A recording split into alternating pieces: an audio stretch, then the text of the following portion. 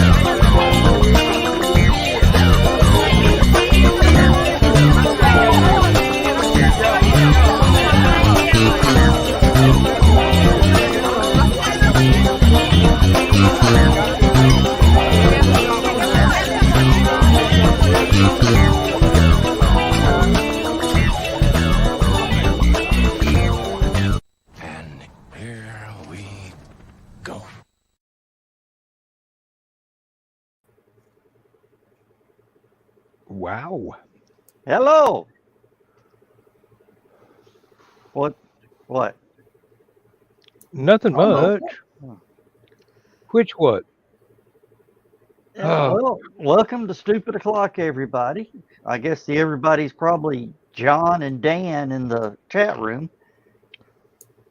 So far.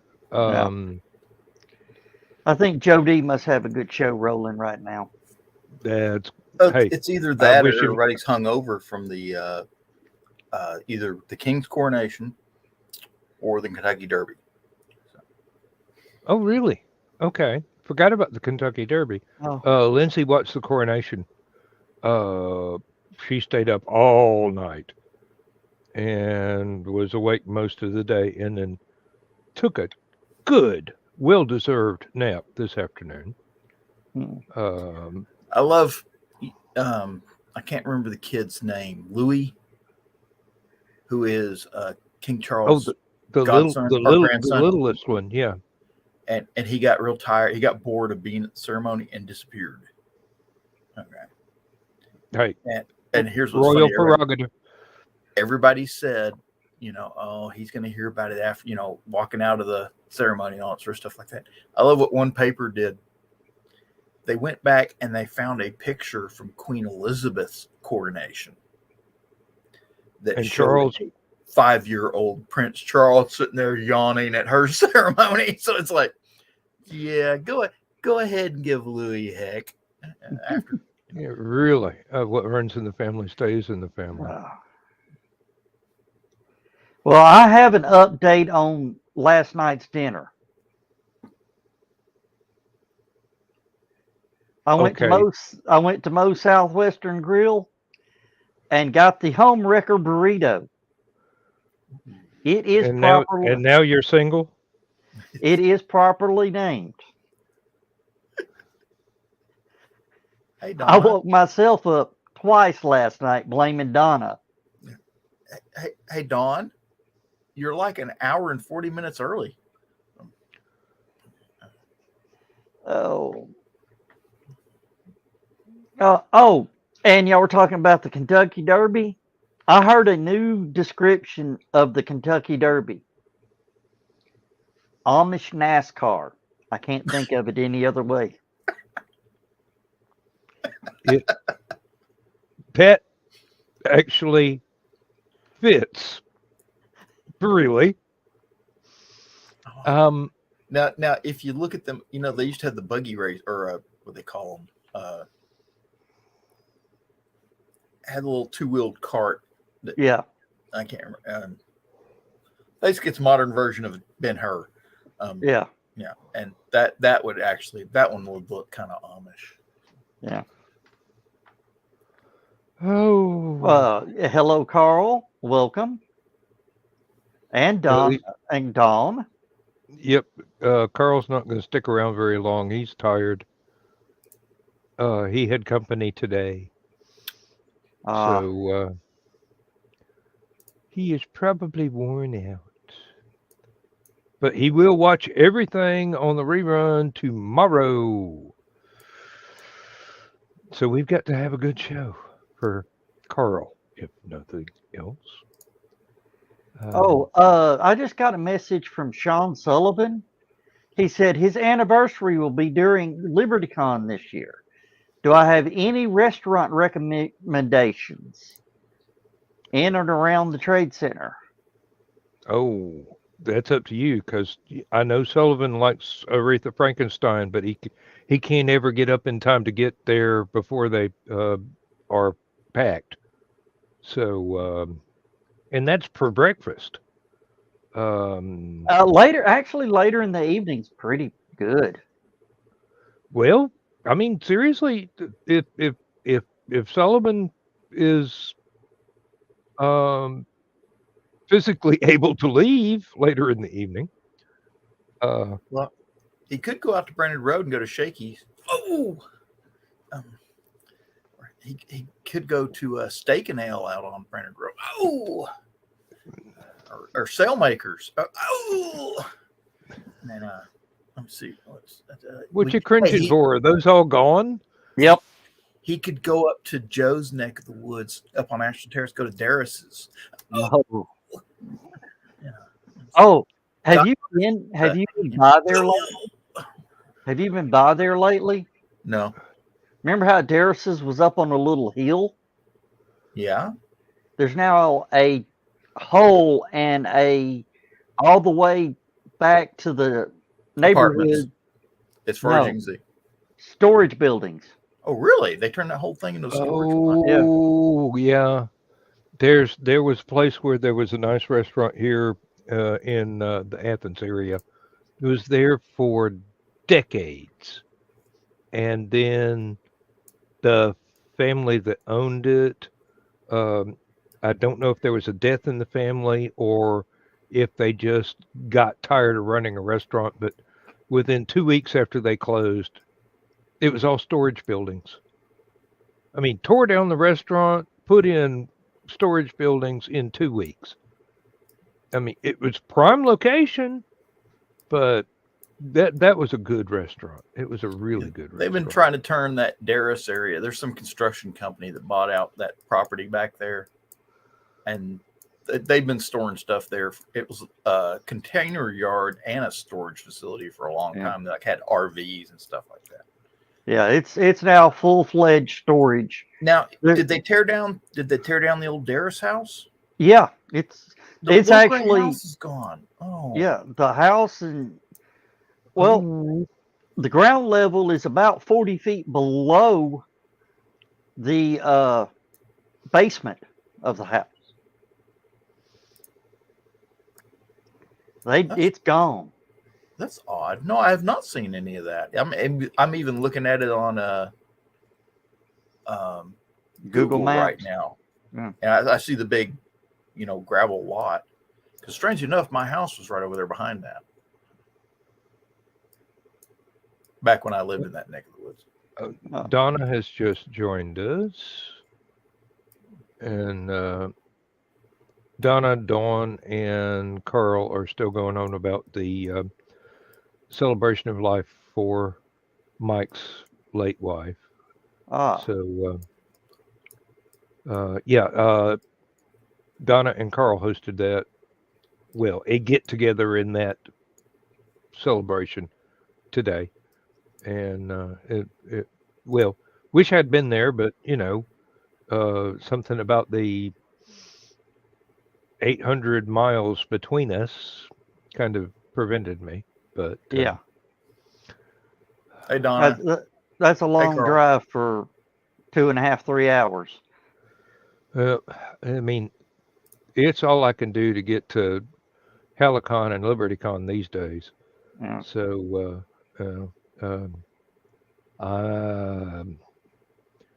my hair's gray for a reason because I'm an old fart. Oh, you ain't that old. I was trying to think of what a good restaurant downtown is because I can't afford to go to any good restaurants downtown.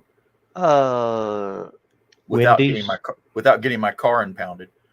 Oh yeah. Oh, I know a perfect place. He's wanting seafood. Boathouse.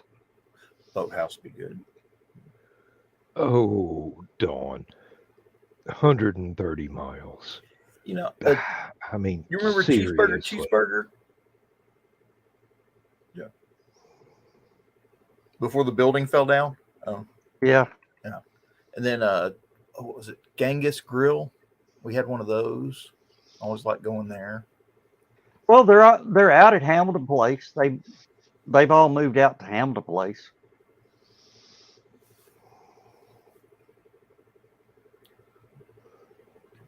The problem. See, that's the thing is you can park for free at Hamilton Place. Yeah.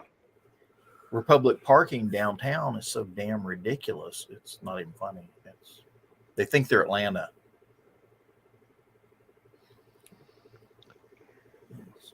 Do you know how much it costs to park all day at the Von Braun Center in Huntsville?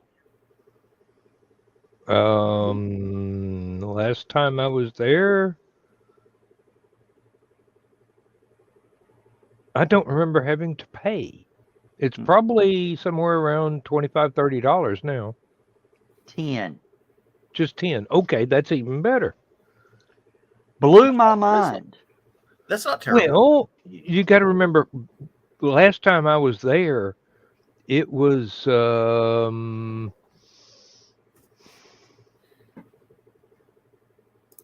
probably 1980, if that early. You wouldn't recognize it now. I probably wouldn't, but although I had a great time visiting there. There was a bunch of us on our way to a SCA event in oh damn, it was Mississippi. Now I can't remember the name of the town. Huntsville has a mile-long river right through the middle of downtown. I didn't see that. It wasn't there when you were there. Urban renewal? Yeah. They built a river. They built a river. Most folks are satisfied with a parking garage or, a new shopping center, but Huntsville builds a river. And okay, there are times that you can barely get up and down it in a kayak without bumping into another kayak. Oh, okay. It's popular. Okay. Yeah. I wondered if the water was either too low or too active. But no, too populated. Yeah. I looked at it and I said, that's what Chattanooga was trying to build downtown. And the founding fathers and all that went, no, no, no, no, no. We got this big, beautiful river. Yeah, we don't want to make money. We just want to keep everything the way it was in 1650. Mm. Yeah, the Forgetting aquarium. the The town wasn't aquarium. there in 1650, but Yeah, the aquarium pretty much changed everything for Chattanooga. yeah. I don't know what changed everything in Atlanta, but I wish it changed back. You could actually at one time you could Oh, actually drive through Atlanta. you know they get mad at you if you take a fishing rod into the aquarium. Yeah, I would found that out the expect hard way. so. Yes. I would expect so. I mean, if you got a giant tank full of bass, okay, this is the South. You know what we do with bass? Bread them and fry them. Same thing we do with any other animal. Deep fry. Well, the state record bass is in the aquarium now. Or that's what I heard. It was at one time. I've always wondered what they did with all the fish over at Cabela's. Cabela's used to have an aquarium. Yes, big one. Oh, okay. Well, I mean, never having been there. Oh, Uh, Cabela's and Bass Pro Shop. You go in the back, they got the big aquarium. And, Okay. Cabela's had one. Of course, Bass Pro Shop bought out Cabela's. So, and then promptly closed the brand new Cabela's. Yeah. Good night, Carl. Good night, Carl. It was only like a year older than the Bass Pro Shop Yeah. and easier to get to. Well, but Cabela's still does have the catalog website open, right? Yeah. Because I have ordered some really nice stuff from there. Did It just- did it say Bass Pro Shop on it? No, it said Cabela's on it, or Uberti, or Ping. Somebody's here. It's just Dawn. It's Dee Dee. You guys are talking Cabela's, so I had to Oh. put my 2 cents in. Okay. I used to be a supervisor at Cabela's in Oh. Owatonna. So Yeah. It was so funny. At the time the two buildings were built, Cabela's and Bass Pro Shop were the Walmart and Target pretty much at each Yeah. other. Side by mhm. side, yeah. And literally from the Cabela's parking lot, you could see, You the Bass sign for Bass Pro Shop. And here's what's funny. Bass Pro Shop is in Tennessee. Cabela's was in Georgia. Nebraska. Where the actual Yeah. building was. No, I don't think we could see one in Nebraska from Tennessee, but meant that's where their home office is. it's kind of uphill. Yeah. But It's been a long day and I'm tired. Why did my hello? Hello. Hello. that Hello? was weird. Oh, there. We hear you. Oh, don't worry about it. You're just stealing internet from Bill again. No, I'm not. I was sitting here and I'm like, oh, so I look over and my screen is black and I'm like, what? Where'd everybody go?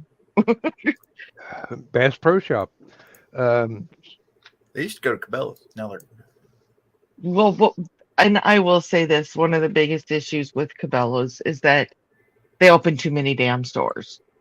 It went from being a destination to being like that big, I want to go there, to it's like a Walmart now. It's right there. Uh-huh. Yep. Oh, I noticed They used something. to have that whole, or I can't remember if it's Bass Pro Shop or Cabela's that had that. They've got hunting, fishing, and camping destinations, like Mhm. resorts that you can go to. If it was Cabela's, it would have been after I left, and I've been No, gone. For that's 16 probably- years. It's probably Bass Pro Shop. So. But they had all these lodges you could go to, like in Colorado and Utah, and Texas. I don't know if Do you there's wanna know one. I don't know if there's anyone close here in Tennessee. That'd be cool. Do you want to know a secret that I know that probably everybody else knows now? But the Owatonna Cabela's was the third Cabela's ever built, so that one had a lot of original concept stuff with it. So it was very different than the newer ones, including the fact that a lot of the animals in the newer ones are fake. Right. And the ones that were in the Cabela's I was at, every animal was real. Yeah. Of course, So- you know, there is a talk amongst the convention scene around here of maybe some of the rich people buying the Cabela's, the closed Cabela's, building a hotel around it, and making the Cabela's a convention center. It's big To be enough. honest, Yeah, That it's one big can- enough. It's just But it's basically one big room. I mean, you do the same thing with Kmart. or any mall. okay. She hit the wrong button. I found the magic word to get rid of Dawn. Kmart. Why would you want to get rid of Dawn? She's fun. It might come in handy one day. Zombie apocalypse. You never know. Oh, there she is. Don't think so. Don't think so. Cheeseburger. Kmart. Cheeseburger, Kmart, Taco Bell. Okay, no I guess Coke, it ain't. Pepsi. It's been a long day, okay? That's all right. Yeah, well, Dawn, I have learned that Moe's Southwestern Grill, the home wrecker, is promptly named. I'll keep that in mind if I go across the river and we go to Moe's. Yeah, I actually woke myself up twice last night and tried to blame it on Donna. Stupid. I hope man. she smacked you. I hope she didn't wake up. No, I hope she woke up and then smacked him. I mean, woke up this morning, but not when Joe was trying to wake her up and blame her. Let me clarify that. No, she said it was loud enough. That's what woke her up. Thought it was a car backfiring out front, huh? Low flying jet. That would explain the methane. And Okay, Dawn am I has froze still- up again. Oh. No. Well, we can hear her. This There is you okay. go. You know what?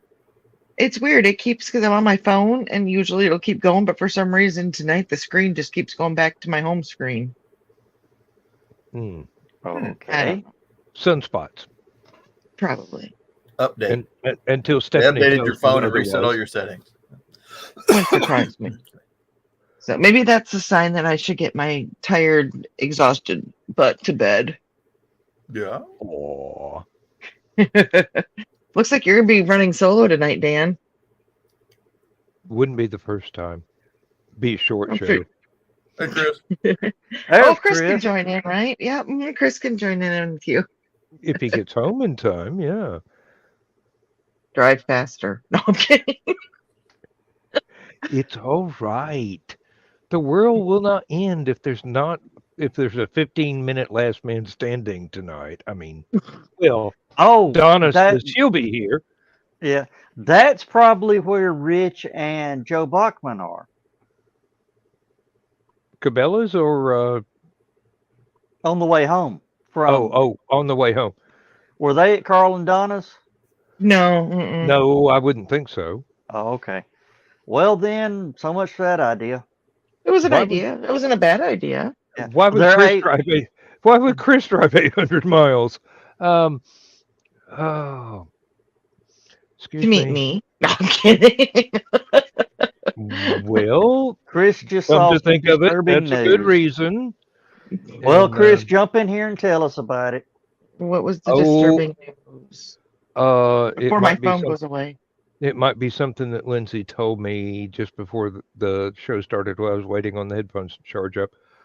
There was another mass shooting, this time in Dallas.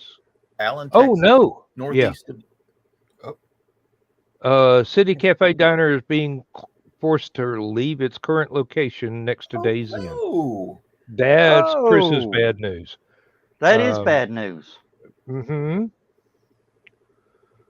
which means that's fixing to become a schwanky restaurant for the new Days Inn boutique hotel they put. Bet nobody ever checks into. Okay. Right. You know, Uh, I think that I can't remember what that hotel used to be long ago, but they used to have a Denny's down there. Best Yep. Western. I'm gonna head out, guys. Good night. Okay, good night. night. And I can remember, I can't remember who it was in my family worked there back when it was a Denny's. And that was like, back then, that Denny's was like going to Bees. Oh, The food was that good.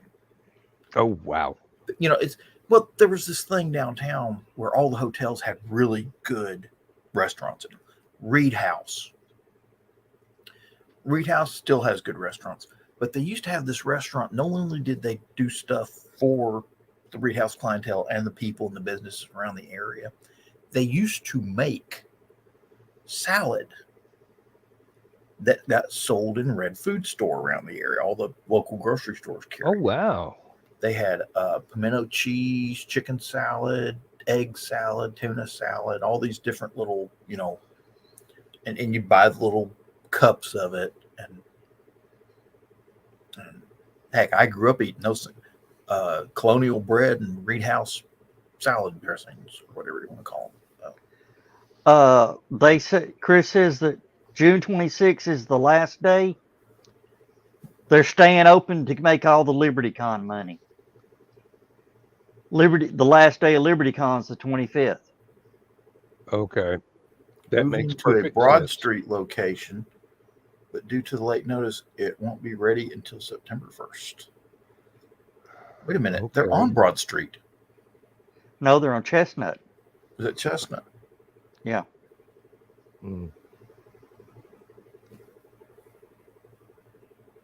Now, did you notice Dawn was so tired she didn't actually react to me calling her Dee Dee because of all of her alternate identities for her different Yeah. but she didn't blink, so she didn't really hear it.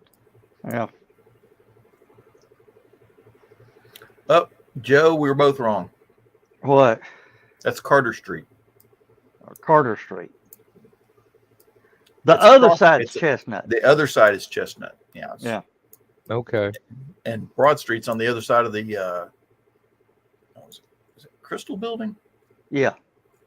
But Where it's the not really library Crystal is. Building anymore.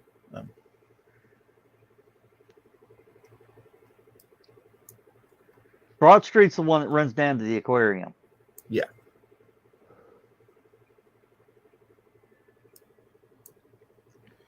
Well, it's awful early, but I got to go down the hall, guys. I'll be right back. Darn it. Okay. Now, I just hope everything Oh, works right. they're going to go down near the Mayan. Turn the microphone off, Joe. Here's Joe in the bathroom. Oh, God. And you know he did it on purpose. Exactly. Do I know Joe or do I know Joe? Oh Lord, I really regret that Lindsay and I are not going to be able to make LibertyCon this year, but our memberships have been rolled over, and we'll do our damnedest to get the room for next year since the memberships are already taken care of. But given my infirmities as to long distance driving, I don't know how much longer I'll be able to keep going to LibertyCon. And I know HallowCon's not that much closer, but still, if this pain from sitting in the driver's seat for too long does not let up, I, I may be severely curtailed in my convention appearances from now on. I'm hoping for the best. I'm prepared to suffer the worst if I have to, but I'm doing everything I can, trying to get rid of this. But yes, Chris.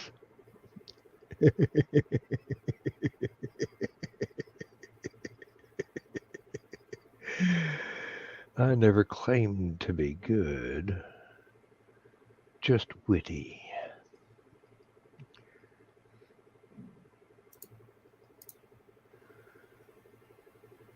So, Russia's been bragging about their new hypersonic missiles. Okay. Oh, the ones that blow up on the pad? Well, actually, they do have a lot of problems with them. They had one bomber that tried to launch 3 of them, and they all failed coming out of the bomb bay. Just dropped them in the ocean. So it's a good thing they failed when they did, because they about landed on a neighborhood in Russia. And like, oh, how terrible. But I wish I could do a Russian accent. I'd try and do a Mr. Rogers' Neighborhood joke right now. But they finally got the Patriot batteries operational in Ukraine. Yeah. So they launched one in Ukraine, and they actually swatted one down with a Patriot missile. Which I'm not surprised. Those are not bad pieces of hardware. And the newer version is supposed to be able to knock out incoming ballistics. So the big long range missiles. Yeah, I know. I know what you meant. Yeah. Well, I should have left the mic on, because y'all would have heard probably the funniest thing ever in your life. Donna going, close the door. No.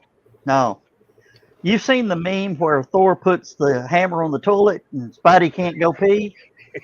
I found something worse than Thor's hammer sitting on the toilet. A cat. A cat. Two cats. Two cats. Sleeping cats. Push one off. Flush the toilet. No.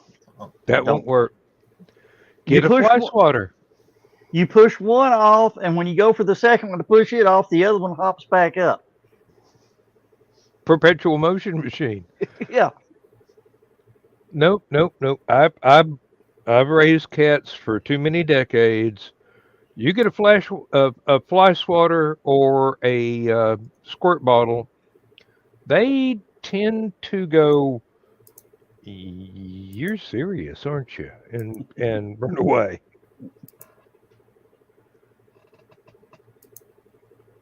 Yeah, Chris was right. They get fascinated by a flush toilet. No. But that's why you can actually teach them to use a toilet as a litter box. And if you dangle a ball of yarn from a string from the flush handle, they can actually learn to flush it. The problem is they've learned to flush it whether they have actually used it as a litter box or not. Yeah. Then you got a hell of a water bill.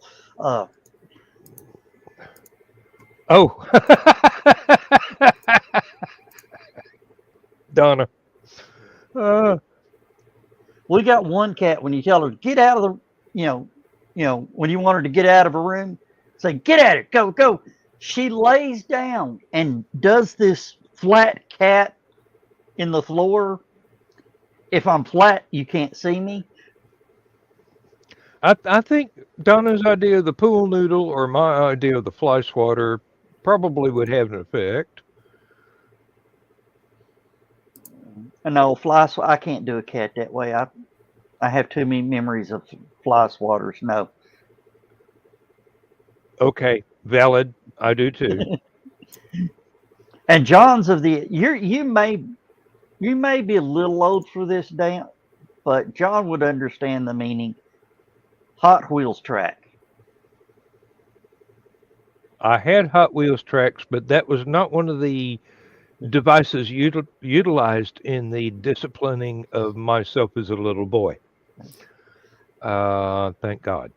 Yes, Uh, I've had my legs strapped with a whole bundle of them from time to time. So. Now I have had to go and cut my own switch.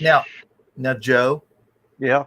did your parents use the orange ones or the red, white, and blue ones? Both. Yeah. We had both. Yeah, mom would use whatever she could get within reach. Daddy had that pow whip sound with the belt. Uh-huh. You know when you hear Daddy's belt break the sound barrier coming out of his belt loops, you done had a bad day.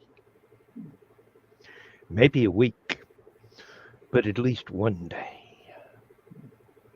Oh, and Dan, Yes. let me get this right. 7 words your mom could say to you that would petrify you.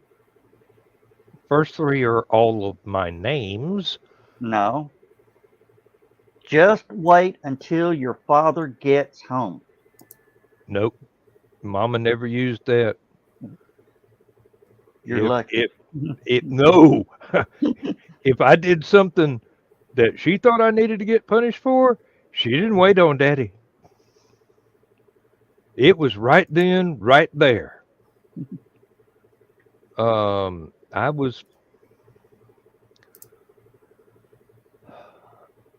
was not abused as a child.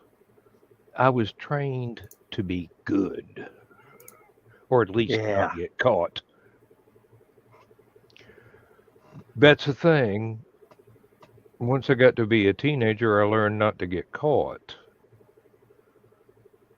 For the most part, that worked. For the most part.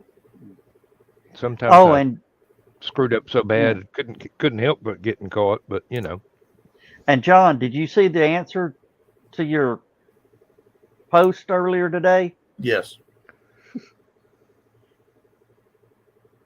Some place has a rage room to where you can go in the room, soundproof room, go in the room, close the door, and scream and holler and get it all out.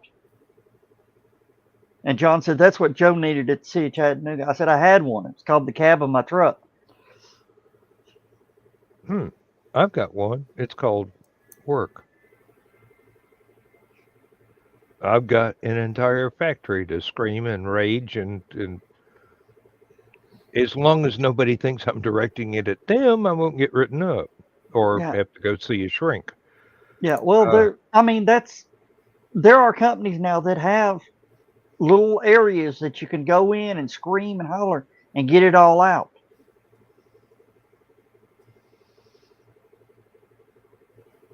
To make you feel better so you don't yell at people. Okay. I think where I work that's called a staff meeting. Unfortunately, the junior staff don't get to participate. They're just targets. Yeah. And Dan, you know the meaning of don't cause a safety meeting. I'd go you one better. Don't initiate new safety policies. Okay, true story. There was an instant where someone got a not quite minor, but not major injury because their job required them to forego otherwise standard safety equipment because the standard safety equipment would tend to increase the risk of serious injury. And all of a sudden, corporate comes down from on high and hands somebody a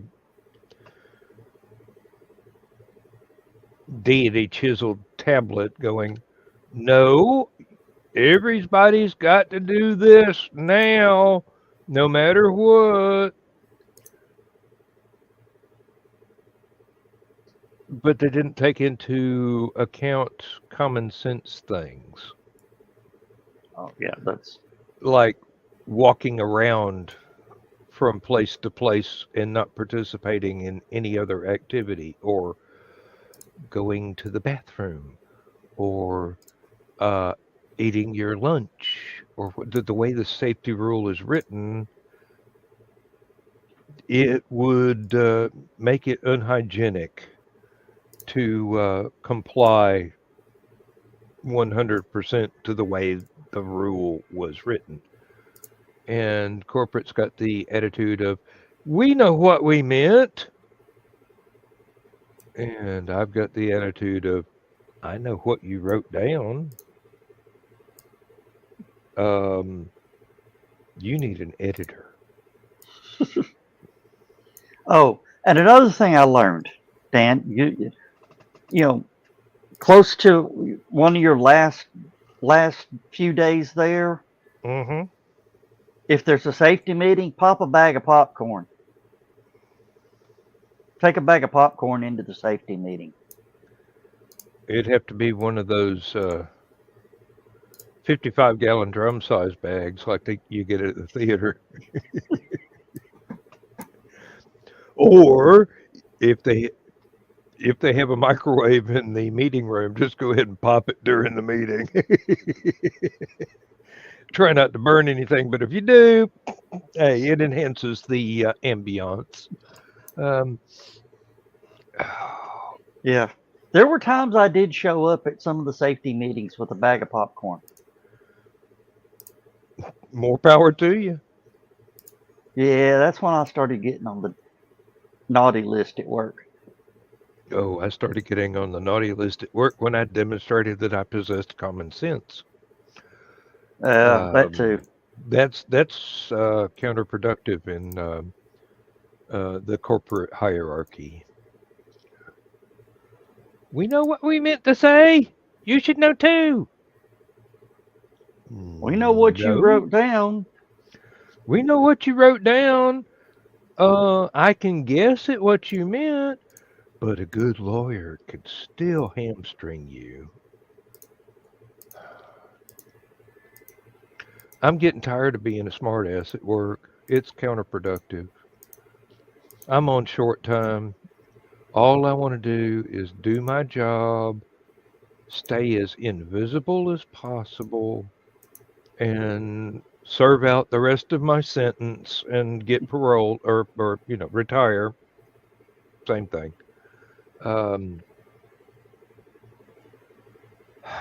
Oh.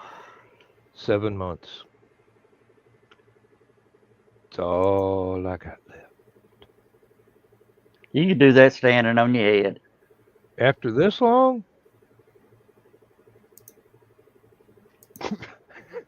I could do that standing in a hidey hole in another building, and they wouldn't even know where I was because I've been there long enough to know where there are more places to hide than the supervisors have found to take a nap. Oh, another thing, Dan. You carry a lunchbox, right? It's a lunch bag about the size of a small cooler. Yeah. Okay. Well, I was going to say that last day when you clock out, reach into your lunch bag or whatever, pull out a beer, just crack it open. Hell no, I've got to Yeah. drive home. Do you know what the cops are like here?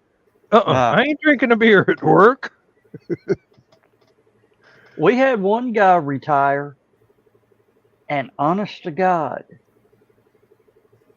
when his car went up the hill, it looked like the van from Fast Times at Ridgemont High and smelled like it too. That's very 70s. That's very 70s, yes. Yeah, he said, "What are you going to do? Fire me?" I've been tempted on my last day there in the break room, just fire up a cigarette just before I walk out the door and go, "What are you gonna do?" and walk on out. But no, I won't. I will obey the rules up to the last possible second. I'm not even going to go in the parking lot and cut donuts. I value my tires entirely too much for that. They're expensive. I don't want to have to replace them. I'm going to be a good little boy. Uh, I've already made plans for all the research and all the coding in Excel and whatnot that I've learned how to do. I'm going to make a thumb drive and make sure that my supervisor and personnel and anybody else that could make use of all the crap that I've learned how to do has a copy. And what they do with it is up to them. Um, there's one guy at work that wants me to volunteer to work overtime to train him how to run the machine that I ran for 19 years. And I'm going, I wrote the safety manual, dude. Just read it. Everything's in there. Um, it's got pictures. Um, Oh, I'm trying to figure out how to turn it into an ebook so he can put it on his phone. I got one even better. Institute auto delete. No, no, no, no, no. The company has lawyers. And once I retire, I don't have access to the union's lawyers. I mean, Guido would not be happy with me. Well, hey, just the stuff that you've created. No, no, no. I thought about that, but no.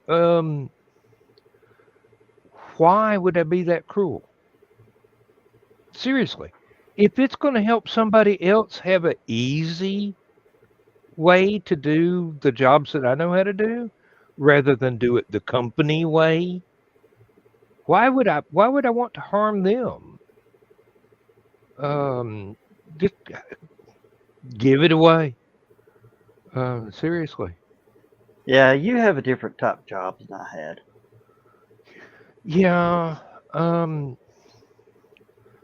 It's not so much the job, it's the extras that I have been allowed to learn on the job that only about 5 people know that I know how to do. And those 3 of those 5 people are very important in the company. Yeah. Of course, So, where I worked, the bosses were petty, very petty. One guy just got on the wrong side of them and was terminated. hmm Went and got another job. One of the bosses PO'd the mayor and had to go find a job. Ended up going to where this guy got a job as this guy's boss. The first day at work, before 9 o'clock, he'd called him into the office and terminated him. for what Tennessee's reason? a right to work state. And Didn't it was need a reason. didn't need a reason. And there was Um, no union there. That's how petty these people were. they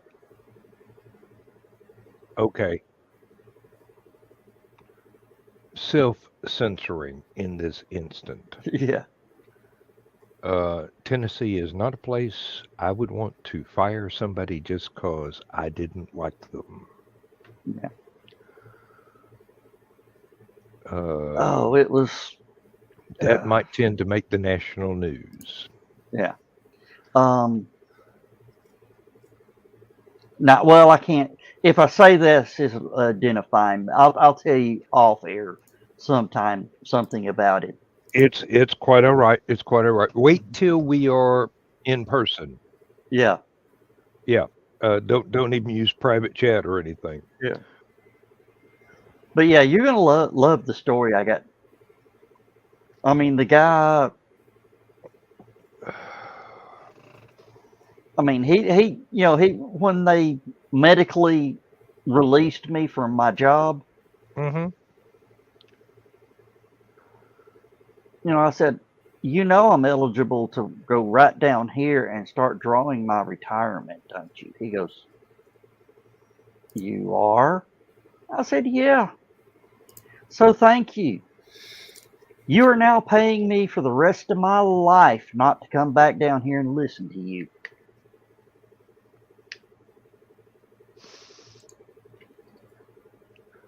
I will have to watch my mouth for just such an occurrence. It would be so tempting to well, there's not that many of them left. Most of them are gone now. They've either gotten fired, retired, or died. The ones that are so pig-headed.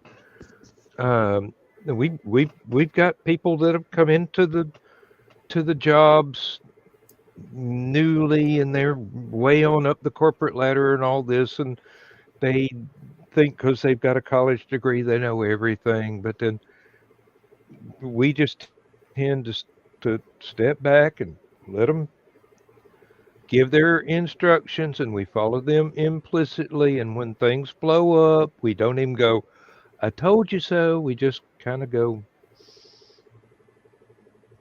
hmm. And that way you can't get written up for looking at somebody rather than smarting off. Oh, But yeah. we had one guy. He was doing his job, and his work area was like 3 stories tall. Yeah. Supervisor had been giving him a hard time for months. Went back to the guy's work area, could not find him. Only looked on the bottom floor. Guy was up on the 3rd floor doing his job. Looked over the safety rail, saw the supervisor there. Supervisor wasn't hollering, didn't get on the phone, didn't get on the PA, nothing, no big deal. Goes back to doing his job. Supervisor fired him. Couldn't find him. Goofing off, hiding, sleeping, whatever. 2 years later, union got his job back. The company had to pay him 2 years back pay plus every opportunity he would have had for overtime in 2 Ouch. years. Ouch. He stayed there until that supervisor retired. Then he retired, just to make a point. He now owns a farm and a little cabin out in the middle of nowhere, kind of near here, but not really near here, and is having the time of his life. As he should. Yes. As for the supervisor,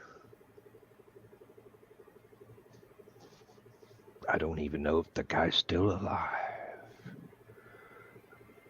I really don't. We've had so many of them retire and then a few months later have health problems.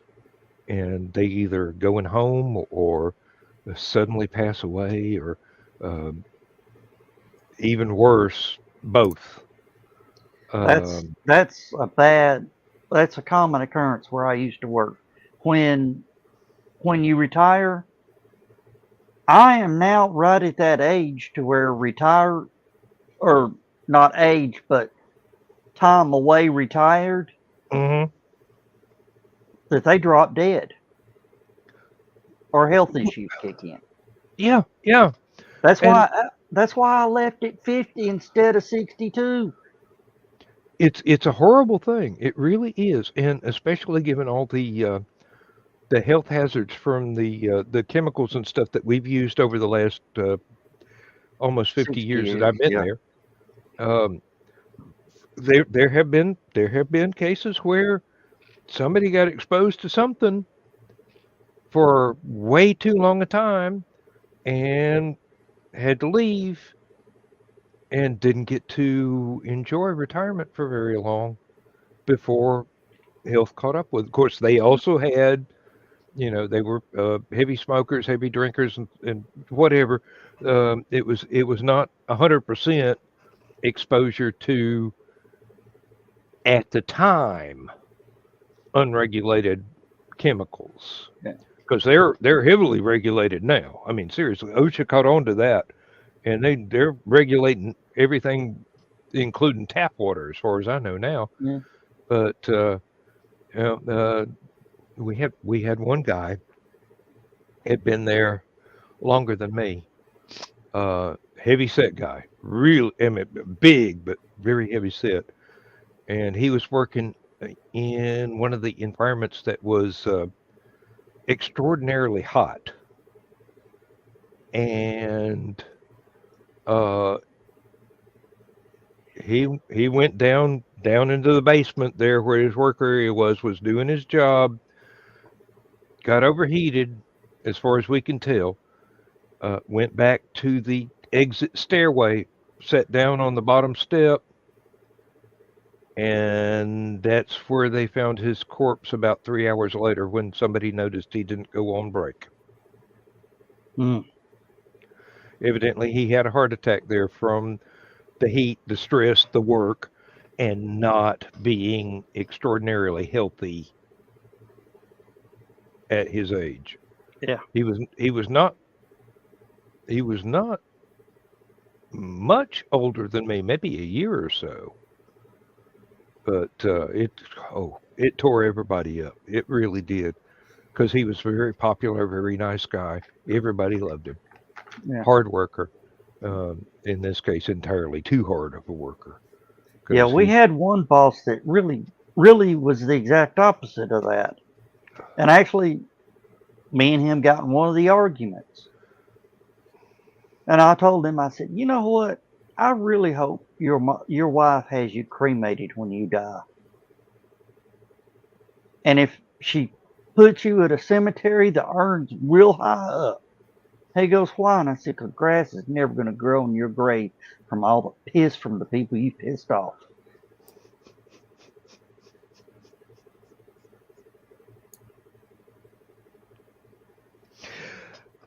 Joe Dog, What? you're an artist.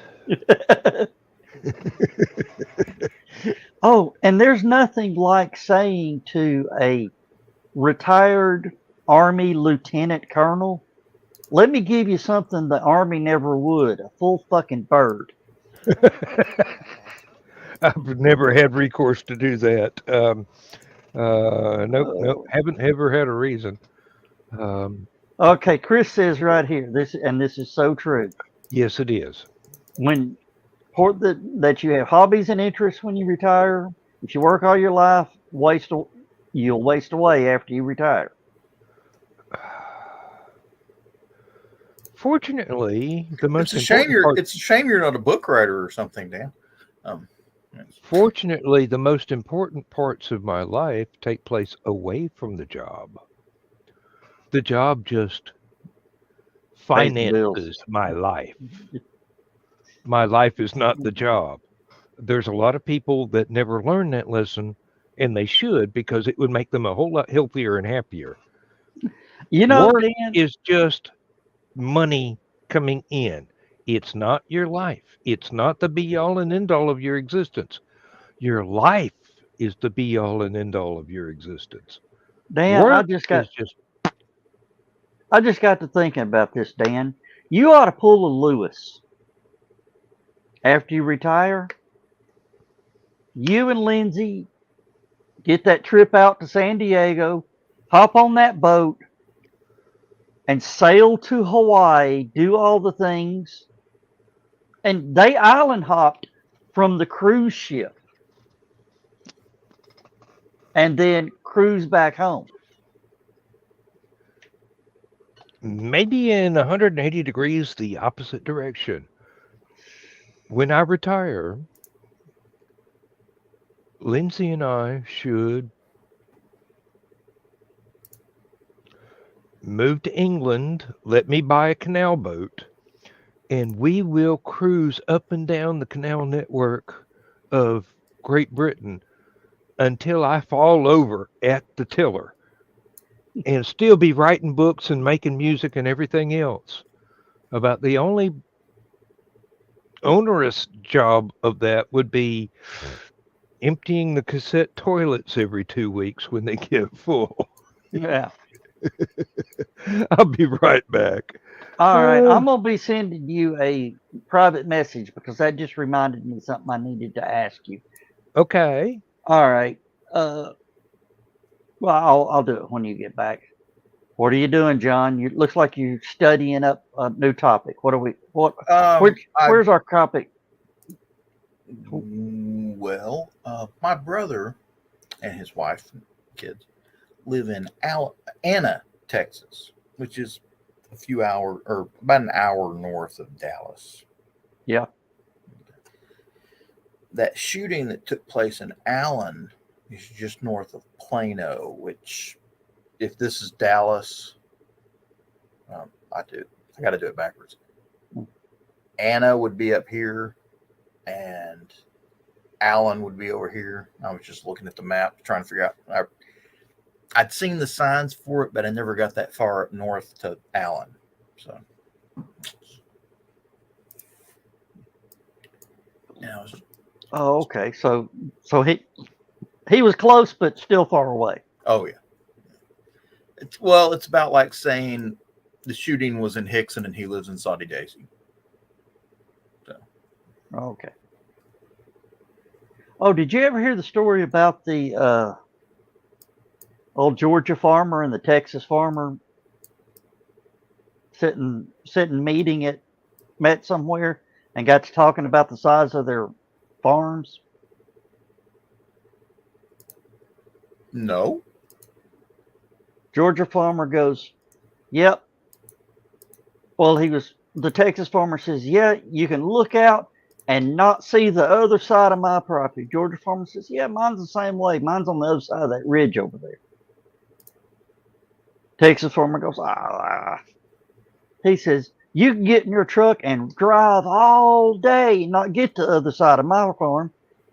Georgia farmer says, yeah, I had a truck like that once.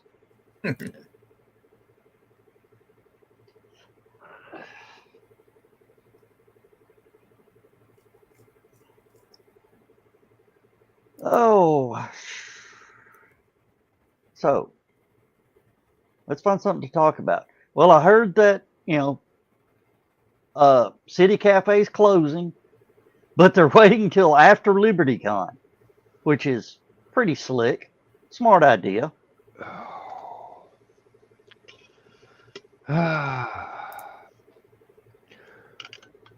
Okay, Chris. No. The comment before that, Cunard Line Cruise. We thought about one of those Viking cruises, but Lindsay vetoed it when she realized that they didn't let you burn and sack the villages as you went past. Yeah. Wanting to get back at those invaders to England. You know what? That would be the perfect little thing for the Viking cruises to do, is have little towns along the way that you could go in and raid and dress up as Vikings.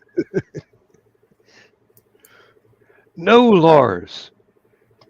I'm not going to repeat the end of that one. You know what that joke is. Get it in the right order.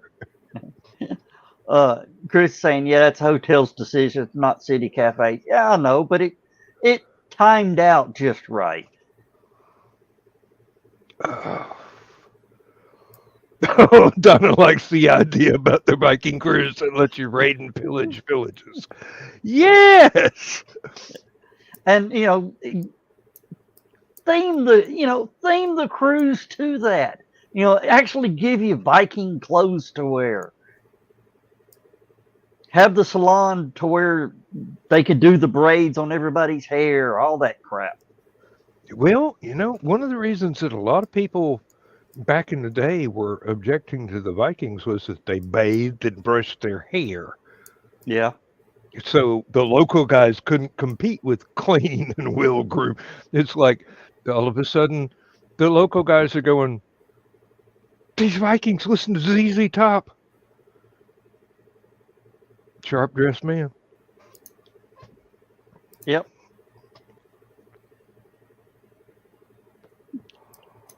Donna says, yeah, the Vikings cruise lines is the one we're going. They cater to old folks.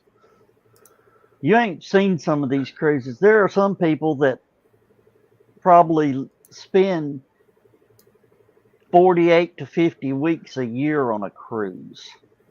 There's some people reportedly, I don't know how factual it is, who actually retire to cruise ships permanently.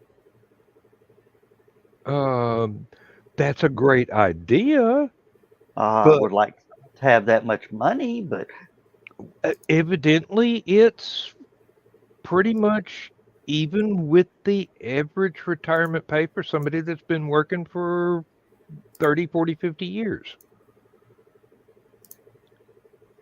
I don't know. As I said, it's apocryphal. It may not be a real story, yeah. but it's a good story.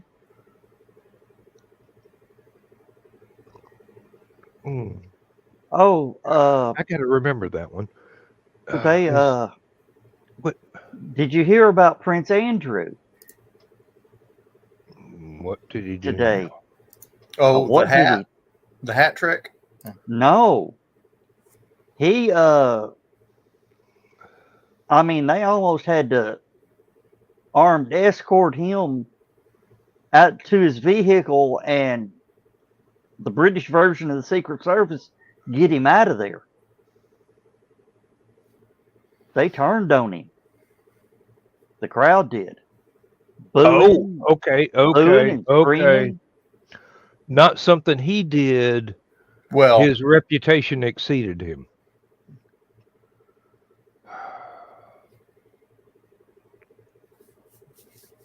I'm cooking that Preco Pueblo dish again. So I've been messing with all those Mexican spices.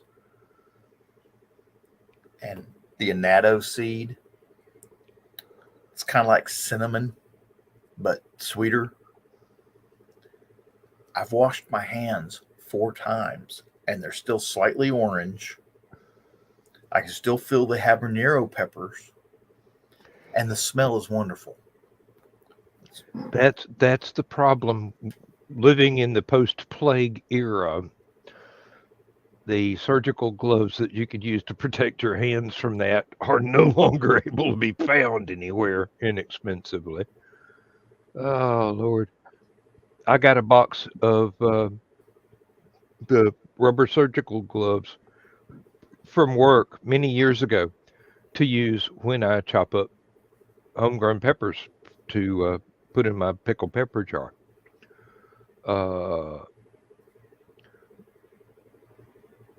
That was prompted by an incident where I cut the peppers without having gloves on.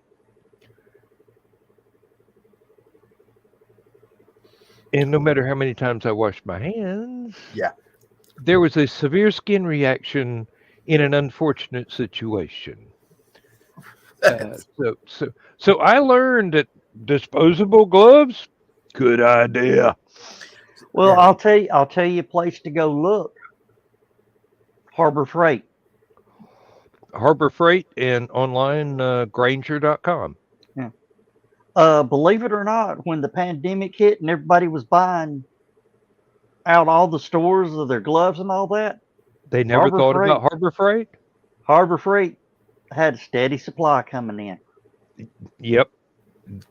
They would. They would. They're smart. They are very smart. That recipe I'm doing, you got the annatto seeds, allspice, Yep. cumin. You grind your own cumin seeds. Okay. I think what else? Salt, peppercorns. I have to look it up later.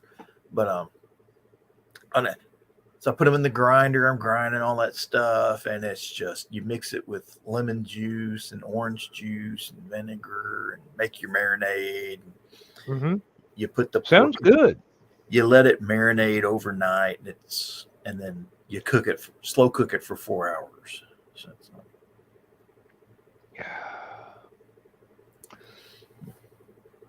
Oh, that reminds me. I've still got to learn how to do fried chicken. got to learn how to do fried chicken. I've never done it myself. I've seen my family, my aunts, my mom, my grandmothers do it. I've never learned how to do it myself. Okay. I'll give you a hint. Okay. Make you a milk bath. Yeah. For I've your- got that part down. I've got Okay. that. For It's your the skillet and the oil that I don't have the that's not too knowledge hard. About 1 knuckle's worth of oil, basically. of. Okay. I also suggest, and a lot of people use skillets and stuff like that. I suggest a stock pot. I know it sounds strange. It does. It makes sense now that I But think about it. But there's yeah, 2 very good reasons for it. One, it keeps your oil at a more consistent temperature. It keeps the oil in the pan. Keeps the oil in the. You don't get oil yeah, flying you don't all get over the place. splatter everywhere. Yeah, that's a very And of good course, point. the second you drop the chicken in the oil goes everywhere. Just Yeah. the way it works. Deep fryers are a good thing too. Yeah. If you've got one, I don't have room for one. We used to have one, but I say we used to have one. No, that was before Lindsay and I got married. I used to have one. Can't remember if that was my first wife or my second wife. Probably my first wife. Do you have a thermometer, a digital thermometer for cooking or something like that? No, I don't, but that could be easily obtained. You don't have to turn the heat up high. On most electric ranges, it's about halfway between low and medium. So somewhere in medium low range. So about 3.5 or 4. Something like that. Medium on our stove is 6. Okay. So 3 would probably be about right for you. Well, there's a simmer and then low, which is 1, and then get it you a goes baking on. pan. Put newspaper down on the bottom of the pan, and then put a layer of paper towels over that. And as you bring it out, you put it on the paper towels.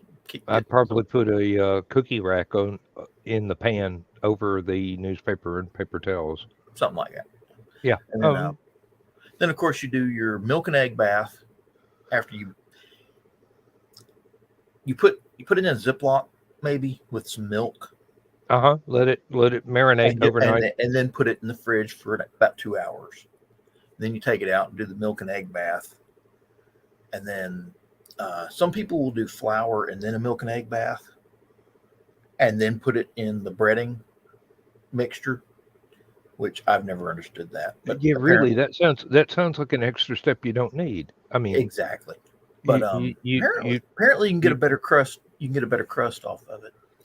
And they make these spicy pan coatings you can get too. It's pretty good if you don't want to make your own cornbread and flour mix. Yeah, I think I've seen those. And supposedly they'll get spicier or flakier. Mm-hmm. And of course, you got your paprika, your cayenne pepper. Don't use so much salt. And don't use much salt, indeed. Yes. They always call for salt, and it's one thing I hate is everything you add to something cooking has salt in it. Yes. And one thing I noticed in the attempt that I made, rendering the gravy down to be thicker, even after I've added the mushrooms and everything, it got real salty, and I didn't put salt in it. About the only salted thing I'll buy anymore is butter. I buy salted butter. Mm-hmm. I think it tastes better non-salted. But everything else I get is low sodium. My tomatoes are low sodium. My chicken broth is low sodium. If I can get the low sodium option, I'll get the low sodium option. It's not like I'm worried about my heart or anything like that, or cholesterol, hypertension or anything like that. It's just it just tastes better when you don't throw heaps of salt on everything. When you start adding all this stuff together and everything has got just a little bit of salt in it, once you get everything in the pot, you got overloads a lot of salt it. in it. Yeah. And you can't take away salt. You can add it, but you can't take it away. So. No. kind of reminds me of the time I was doing a barbecue sauce from scratch, and I accidentally, don't ask me how I did it, I accidentally wound up with an Asian barbecue sauce that had a bit of teriyaki and a bit of soy sauce in it. And it was just stuff I pulled off the shelf making it, but it was like uh, Asian pancake grandma. syrup and brown sugar, and I went from there, and all of a sudden I had this amazing Asian barbecue sauce. Wasn't too hot, not too spicy, but it was. I had not intended to do that, but I just used what I had, and there it was. Yeah, I've never been able to recreate it because that was back when I was in college. So I'll never be that poor again, I hope. Um, but still, it's something that stuck in the back of my mind. If I really try, I could probably recreate that, but it would have to be one of those things where it's been a long day and I have unexpected guests that I'm trying to impress, and all of a sudden, showtime. So my inventive streak came out, which was exactly the case back in college. I had half a dozen people come over unexpectedly, and there was only like two of them that were supposed to show up, but the other four showed up because the two that were invited somebody else. So I had to stretch the barbecue, and it turned out really well. I'm glad of that. Everything turned out really well. Wish I could remember exactly what I did. This was in the age before cell phones, so there was no way to take any pictures of what I was doing. There was no way to do a voice recording of what I was doing. And by the time I got through, I could not remember what it was I did because it had been a long day and we were partying. Mhm. Yes, I mean, college goes without saying. Party, college, you know. Um, it was fun, though. It was a whole lot of fun. Well, I know a lot of people that went to a party and ended up with a college education. Okay, I understand that remark. Graduated from the University of Georgia with a degree in, Alcoholism. well, University of Georgia at alcoholism. Okay, that's hey, ugh. I always, That's how they wake up in the morning. Ugh. I always regretted that the University of Georgia did not allow Animal House to be filmed there, so they had to go elsewhere. But UGA was their first choice for a party. You know why they call it ugh? Because that's the sound all the plumbing makes after all the parties. It's all these people hanging their heads in the toilet bowl going, ugh, ugh. Oh, John, now I remember. You know, there would be a lot of people at UGA mad at me for telling that joke, except right now, at this time of night, they're all in the bathrooms with their heads hanging over the toilet bowl going, ugh, ugh. No, it's only 20 after midnight. They're still in the clubs.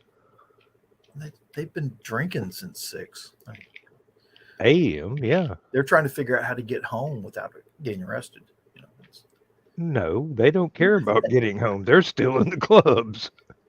Believe me, this is Athens, Georgia.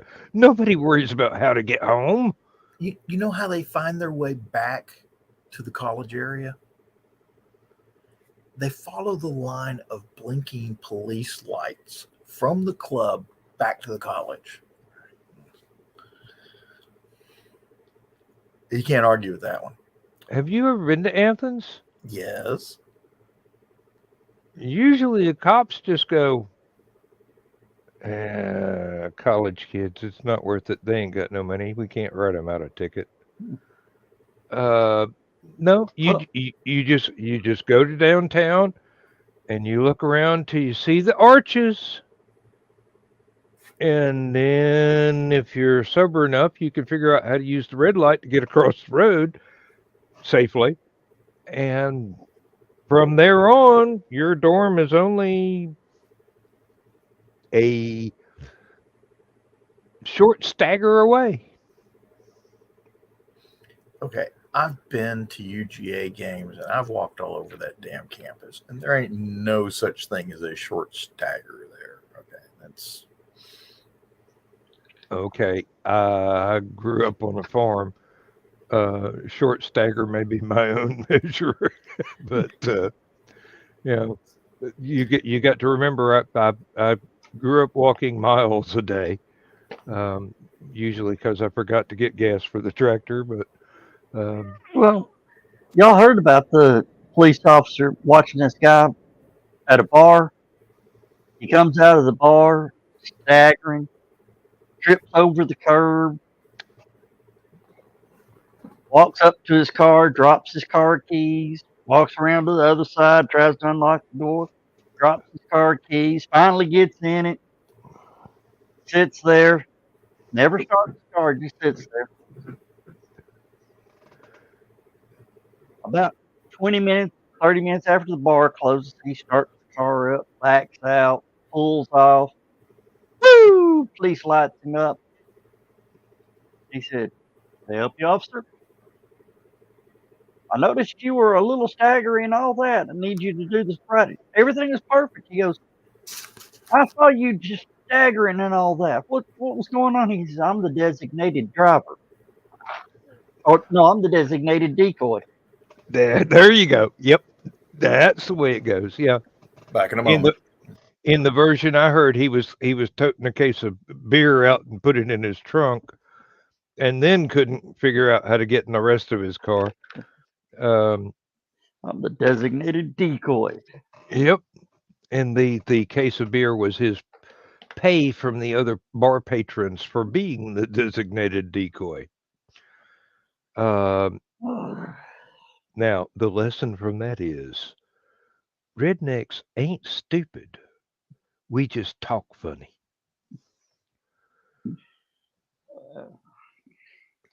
Well, I'll be honest with you, if it wasn't for a bunch of rednecks, we'd have never made it to the damn moon. Hell, if it weren't for a bunch of rednecks, we wouldn't even be a country right now. Of course, those were rednecks up north, but good grief. Could you imagine if a country invaded America now? Physically? Yeah, physically made an assault on a beach to take over America. Army wouldn't have to do a damn thing. There's enough rednecks with shotguns and bass boats to take care of all that stuff. Bass boats be damned. We've got, what is it? 330 million people in the country, and 1/3 of them own 2/3 of the firearms in the country. I don't know. We have some individuals better armed than third world nations. Oh, you've met my family. My little brother has more guns than Liechtenstein. I'm gonna hide over here. Do what? I'm gonna hide over here. Why? Oh, John's got more guns than Liechtenstein too, and he knows how to use explosives.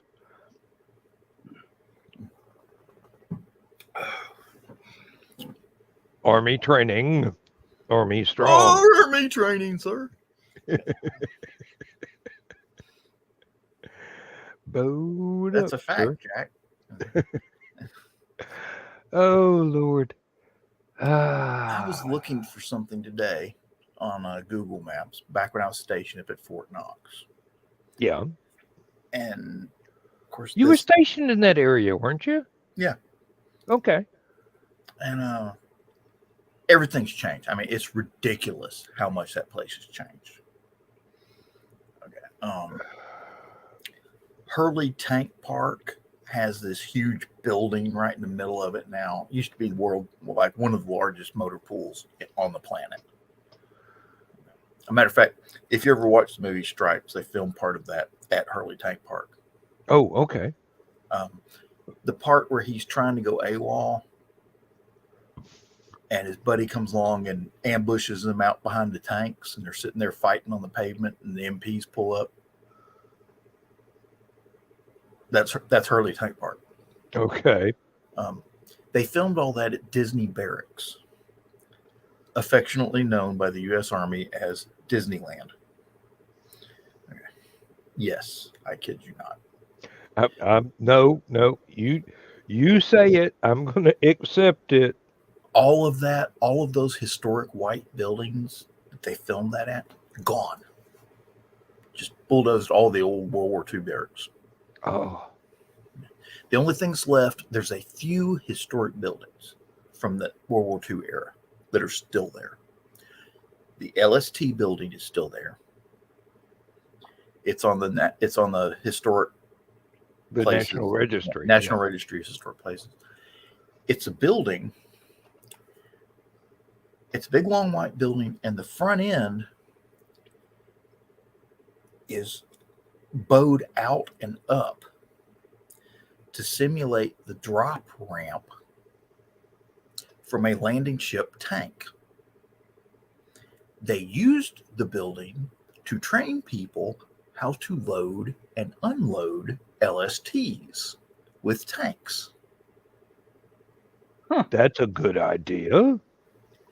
And it's this old white building with the black asphalt roof, and just it but you're driving by it, you see that end of it, and you're like, what the hell? Well, Not all architectural features are non-functional. the gold vault sort of sits up on a hill, right? Right. Believe it or not, that hill wasn't there when they built it. It was flat land. Oh, they built the hill and then put the building on top of it, huh? No, they built the building and moved the hill around it. Yeah, they pulled out fill dirt around off of it, and a lot of it was making the highway. So. Oh, okay. Yeah. Now I understand. Yeah. Most of the gold in the gold vault is underground. Well, the gold vault's basically 2 stories. The upper part is administrative, offices, records, guard shack, all that sort of fun stuff. You can get up onto the guard positions on the roof. They've got a big catwalk with a couple of guard shacks up on the roof. And then all the actual vault, you go downstairs and there's a big vault door. And it's one of those, nuclear secret things where you have to have several keys and several witnesses to open the vault door. And then you go down these corridors, and they've got all these little vault doors. And they've got all sorts of locks on those. Some of them are super secure padlocks, and I think some of them actually have keys in the doors, but they're all sealed with wire and stuff like that, and they have seals on the wire.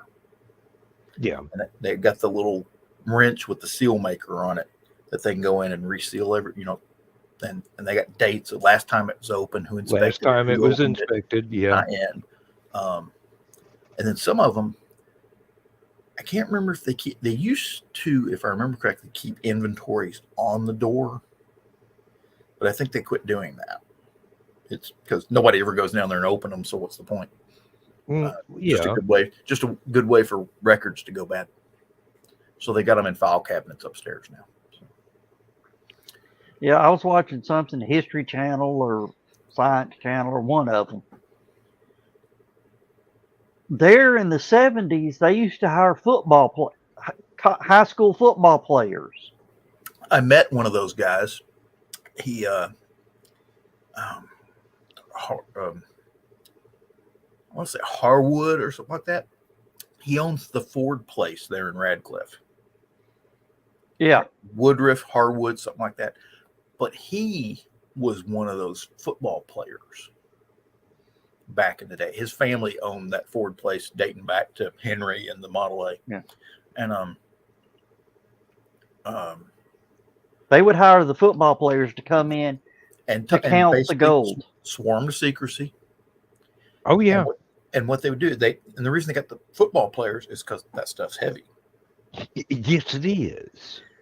And they would pull the gold out of the vaults, inventory it, weigh each individual bar to see if somebody had been shaving gold off the bars. Yes. And weigh each individual bars, and then put them all back in the vault, and then seal the vault with the new inventory on it. And they actually had to do an inventory. Someone long ago, I want to say it was right after the Vietnam War, started a rumor that there was no gold in the gold vault, that we had to move it back to other countries to settle debts. Okay. So they actually got a bunch of senators and congressmen and reporters and everybody and did a tour of the gold vault right after they did the inventory. And they actually opened up some of the vaults and showed everybody. And even then, the conspiracy theorists said, well, they only opened 2 of them. You know, there's like 8 dozen or about 8 dozen vaults or something like that. I think it's 8 dozen. I can't remember exactly. But and they went down, they opened 2 of the vaults, showed everybody the gold. And even then, people said, well, they only opened 2 of those vaults. They're not going to open the whole thing just for a bunch of reporters. Well, the only problem with that is once you give a bunch of senators a tour of the gold vault, you got to do a whole nother damn inventory. Because one of them put something in their pocket. No, they didn't let anybody actually into the vault. They just opened the door, showed it to them, closed the door back. Oh, okay. So they didn't get to pick up a gold brick. I think they said a gold brick weighs like 35 pounds. Wouldn't surprise me. I'm not sure the exact dimensions of it, but it's a very, very dense metal.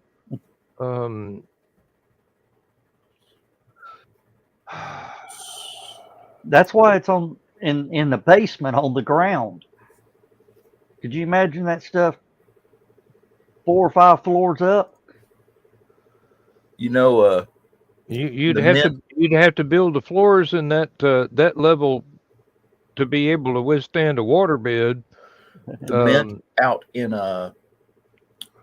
San Francisco, when they had all the gold coming in from the gold rush, and they would make coins and stuff, put the coins in a bag, and then stack the bags up against the wall.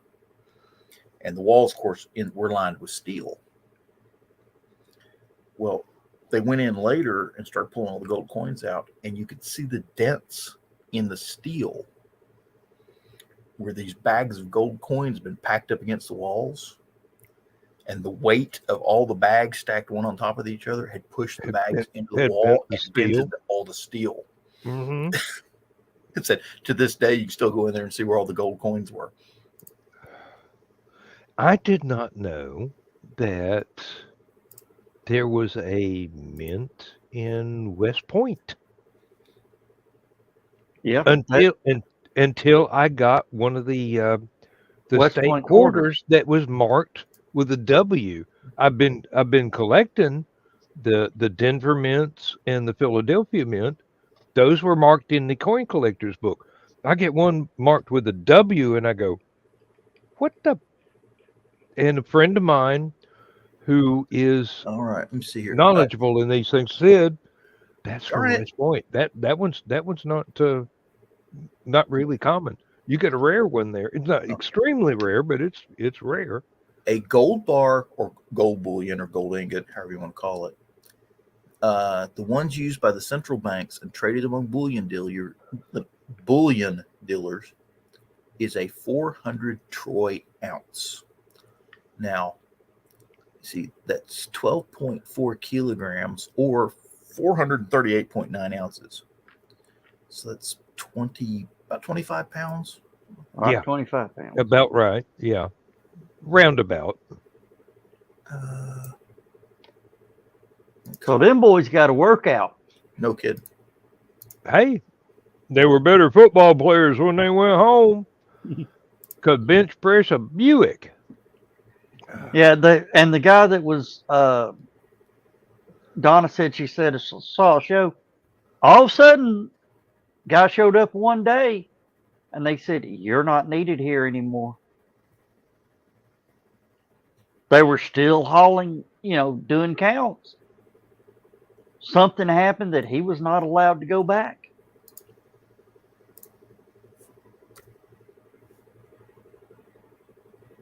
Was he charged? 27.43 pounds. 27. Okay. You You got any more details on that, Joe? That sounds kind of No, it could be anything like your girlfriend's a commie, or they found out you were smoking marijuana or something like that. Yeah. Oh, okay. It's a government. It's one of those government security things. It's one of those requirement things. Yeah, like the servicemen that volunteer for the duty at the Tomb of the Unknown Soldier have to be absolutely freaking perfect with no And- marks on their record ever. Can't smoke, can't drink. For life, you have to swear off smoking and drinking.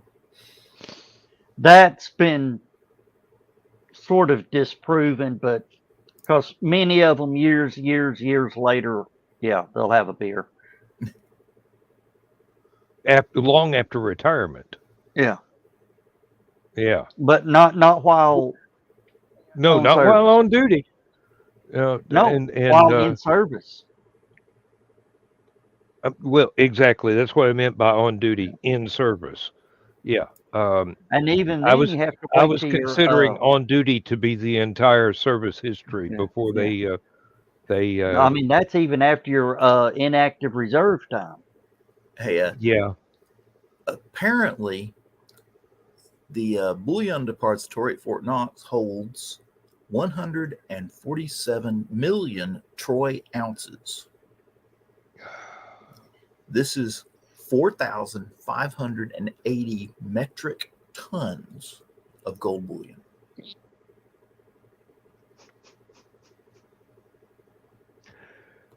Let me see what this.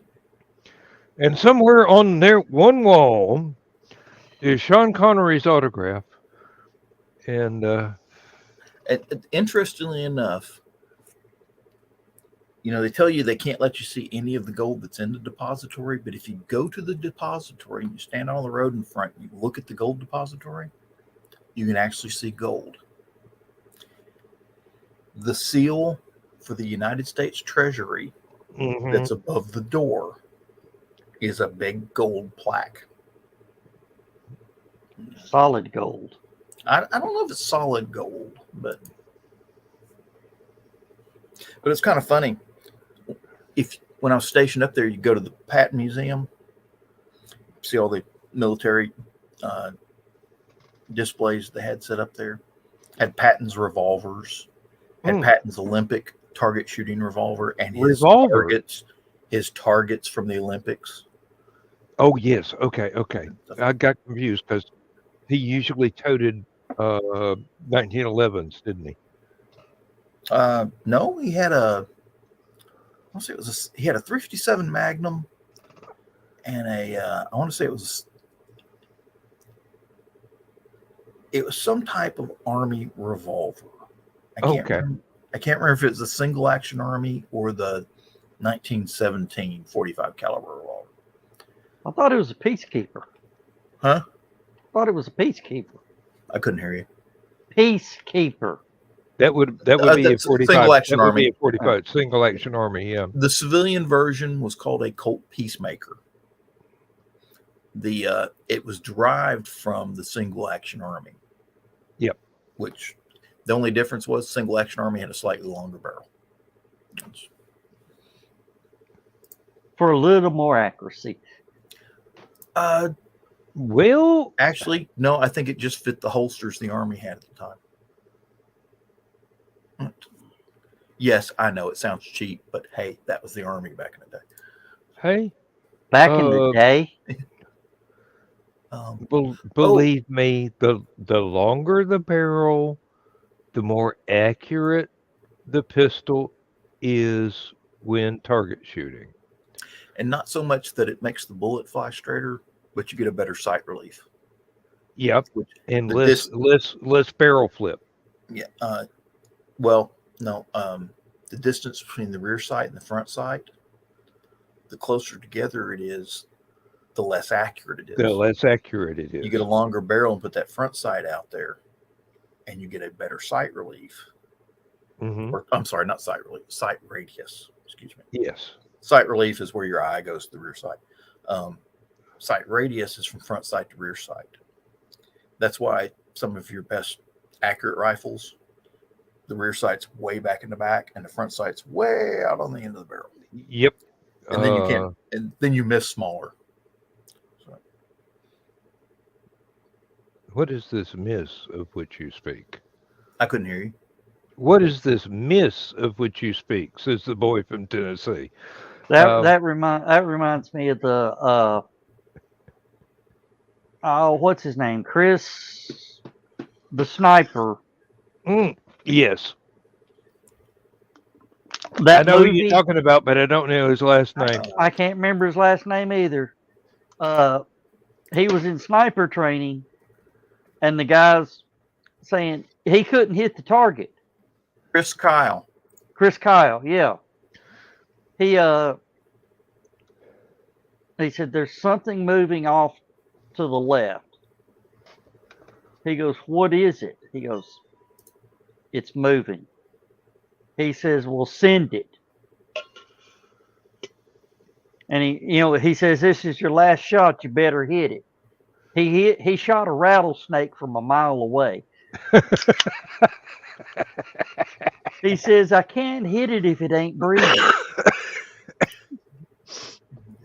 I was reading this. It's talking about some of the other things that were at the bullion depository at Fort Knox. It says, during World War II, the signed original Constitution of the United States, the Declaration of Independence, the Articles of Confederation, Lincoln's second inaugural address, Whoa. and drafts of Lincoln's Gettysburg Address, as was a Gutenberg Bible, and an exemplified copy of the Magna Carta. Oh, and I bet those things are in oxygen evacuated argon-filled glass cases. Yeah, Didn't something we to actually? keep oxygen from getting to them and aging them. Yeah, didn't we actually have the crown jewels at one time? Well, they had the crown of Saint Stephen, which I believe is Hungarian. Yeah, the Holy Crown of Hungary is the crown of Saint Stephen. Stockpiles of opium and morphine. There are 10 1933 double eagle coins. Because that's all that's left. No, there's probably a lot more, just nobody's admitting it. A 1974 D aluminum penny. Oh, shit. I didn't even know that existed. 12, There's a few of them that made circulation.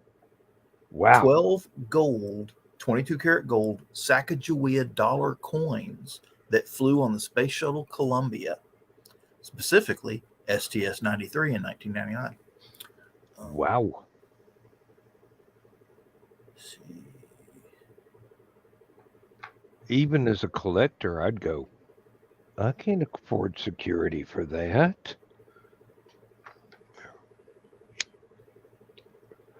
Mike Jimmy, anytime you want to pop in, just come on in. You're on the link list, I do believe. And you got 15 minutes. That's And all then right. it's Dan's show. Well, he can come in that one too. I mean, after all, for him, it's already Sunday. What's up with Richie and Joe? What do you mean? They AWOL. Tonight? Yeah. They're probably tired. They were well. Joe has been extremely overworked with his construction job here lately because stuff got intense, and Richie has been. Well, he's been not been dealing. feeling. He's been dealing with family stuff, and I think Yeah. that's kind of easing off, but it may still be intense. And then again, he might have for personal reasons driven down to Donna and Carl's for the little celebration of life. For Yeah, they no, Don says they weren't there. oh, okay. Well, you know,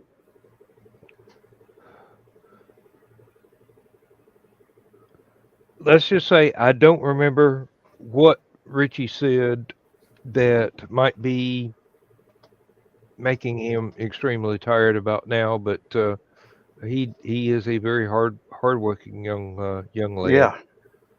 and I don't begrudge him a minute's sleep. I really don't. And he's a father. He's got kids to raise, and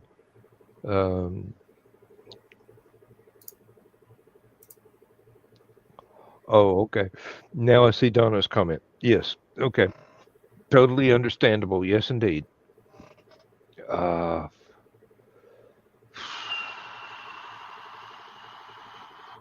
I should stop bloviating and speculating. I don't know. I don't know whether or not here. I am not willing to blame them for not being here because it's not like we're paying them or anything. That's interesting. What's interesting? The Gold Vault at Fort Knox has an escape tunnel from the lower level of the vault to be used by someone who has been accidentally locked in. Good morning. That's Good weird. It can only be opened from inside the vault and only when the vault doors are closed and locked. The tunnel leads to the main building.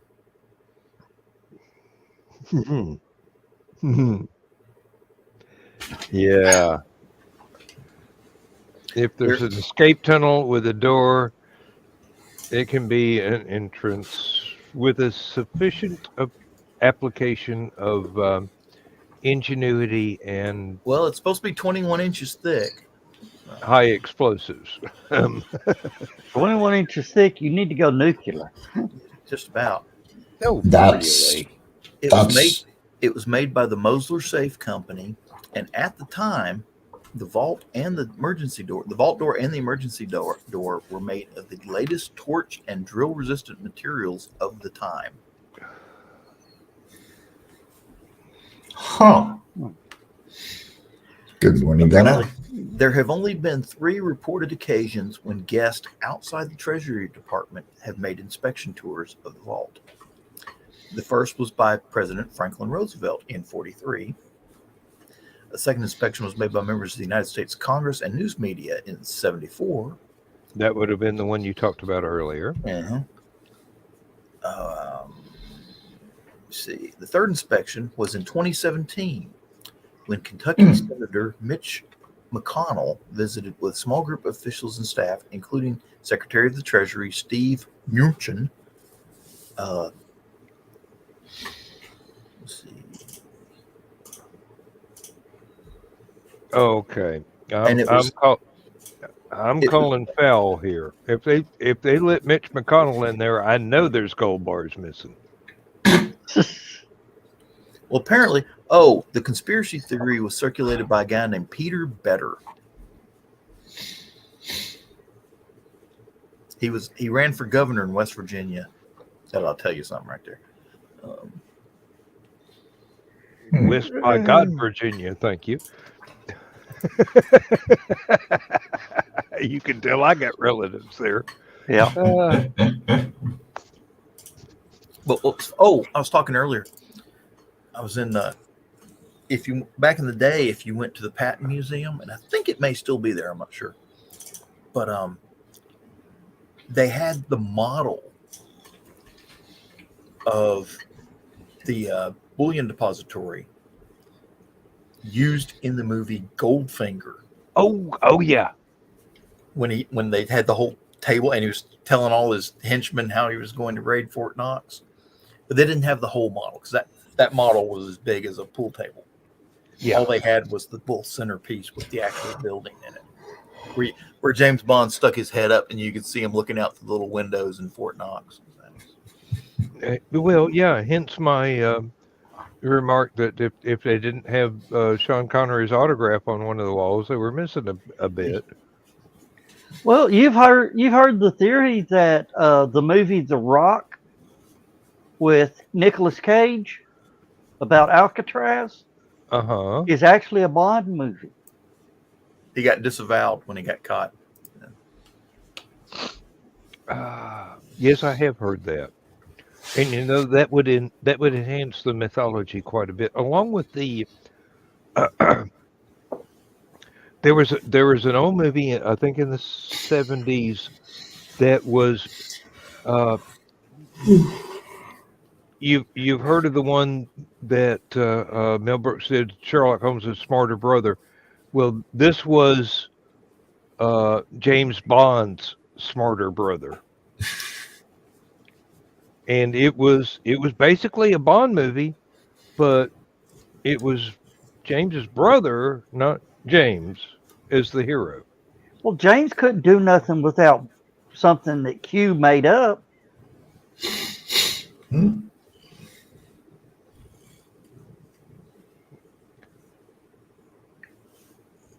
It's still too early at night, and this is not the green room. I'm not going to say what just crossed my mind. Oh, I am evil beyond belief sometimes. Well, it's now been a week. I am going to throw a spoiler out there. The end of Picard actually opened up what Star Trek Legacy is going to be about. Yeah.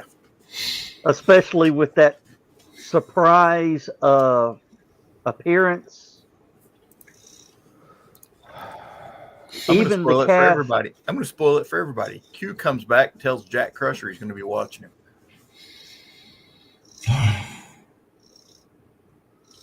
Now that makes absolutely no sense because I don't subscribe to that Hey, it's been service out for a month. If you haven't heard about it yet, well, now here's the big. I haven't heard about it because I don't give a flip. Well, now here's the funny thing about that, John. Did you know that was filmed over a year ago? Probably. They filmed Picard season 3 and season 2 at the same time. The only two people that knew of that scene was the two actors. Chris, your two actors. Your typo is very Cheech and Chong.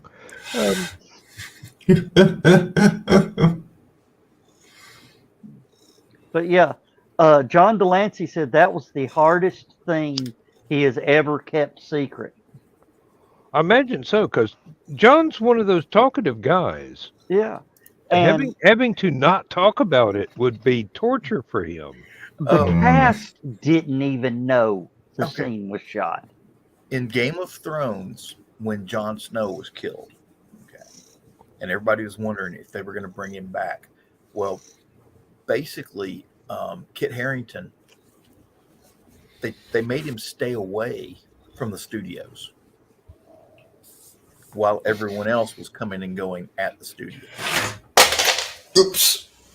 Which started this very nasty rumor that he wasn't coming back. And everybody's like, so basically, this army of paparazzi started following him around. So he said, "Okay, I gotta get away from this." So he had a friend of his get a car for him, and he ran out, jumped behind the wheel of the car, had a full tank of gas, and left. And all these paparazzi are like, "Where's he going? Where's he going?" They're trying to follow him on motorcycles, stuff like that. Car had a full tank of gas. He outran everybody. Just kept driving up one of the motorways there in England. And he says, they told me I was coming back, what the script was and everything like that. He says, but I wasn't allowed to tell anybody. Says, so you didn't tell anybody? Says, well, I told my mom, and she told everybody. And then he's driving down the road and he gets pulled over. He's driving too fast. Well, remember I told you he was trying to get away from the paparazzi? He was driving too fast. Cop pulls him over, comes up. And I'm not sure what they call it in England, but in the United States, it's you're driving over 15 miles over the speed limit. Super speeder. I don't know what it's called in England, but yeah, they call it reckless driving in the United States, or reckless endangerment. Yeah. But basically, because he was driving that fast, they don't just pull you over and give you a ticket. You're going to jail. Car's getting impounded. And the police officer told him, says, here's your two ways we can do this. Says, the first way is I take you down to the police station, book you, and your car gets towed. Says, the second way is you tell me whether or not you live in the next season of Game of Thrones. And I'll let you go. And I'll let you go. He went to jail. And he goes, I'll let you go. Or he goes, I live. I go, I'll be there next season. And police officer goes, on your way, Lord Commander. And it's a true story. Yes. He told that one on the cop told that one too. I'm trying to remember what talk show it was he told that on. I want to say it was Jay Leno. I might be wrong about that. Oh, I love the one that Maisie pulled with Jimmy Fallon. It may have been Jimmy Fallon, now that I think about it. Oh, wait, that is the Tonight Show. Yeah. With Jimmy Fallon. Okay. I don't know why I was thinking Jay Leno. Have you ever heard that story, Dan? You've got 45 seconds left. Well, I'll come into Last Man Standing and tell it. Okay. That would be wonderful. All right. Let's say goodnight, everybody. Good night, everybody. Good night, everybody. Jimmy, you got a standing invitation. I know. I'll be there. All right. Don't worry. All right. See y'all. Good night, everybody.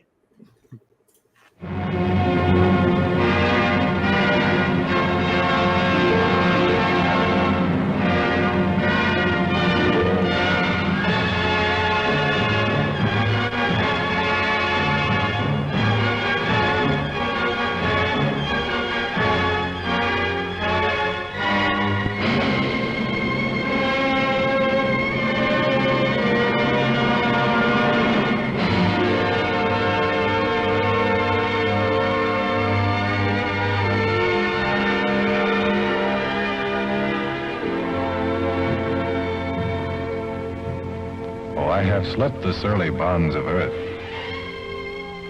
and danced the skies on laughter-silvered wings. Sunward I've climbed and joined the tumbling mirth of sun-split clouds and done 100 things you have not dreamed of.